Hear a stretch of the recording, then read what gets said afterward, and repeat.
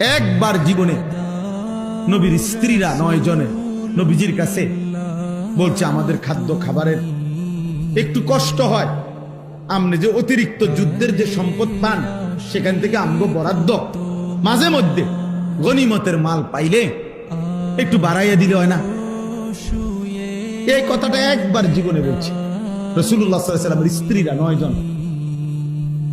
আল্লাহর নবী সাল্লাল্লাহু আলাইহি ওয়াসাল্লাম সেদিন এশার নামাজ পড়ে আর ঘরে যায় নাই।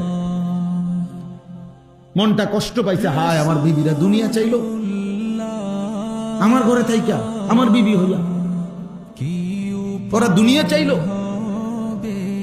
তো মন খারাপ করে যখন তিনি মসজিদে বসে আছেন, এশার নামাজের উপরে ঘরে যাচ্ছে না হুজরায়, তো আল্লাহ তাআলা বলছে, বন্ধু, ইয়া আইয়ুহান নাবিয়্যু কুল লিআজওয়াজিকা ইন কুনতুন্না তুরিদনাল হায়াতাদ দুনিয়া ওয়া যিনাতাহা ফাতাআলাইনা উমাত্তিউকুন্না ওয়া উসাররিহুকুন্না সারাহান জামিলা। আপনি যান, ঘরে যান, মন খারাপ করেন না।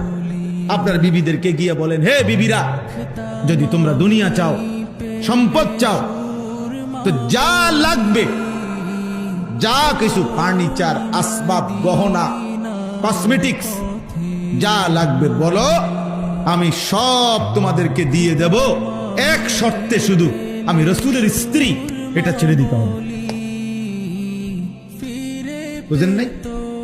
মুহাম্মদের স্ত্রী থাকতে পারবা না, আমার থেকে তালাক নিয়ে নিতে হবে, এরপরে যা বলো সব দেব, সব দেব।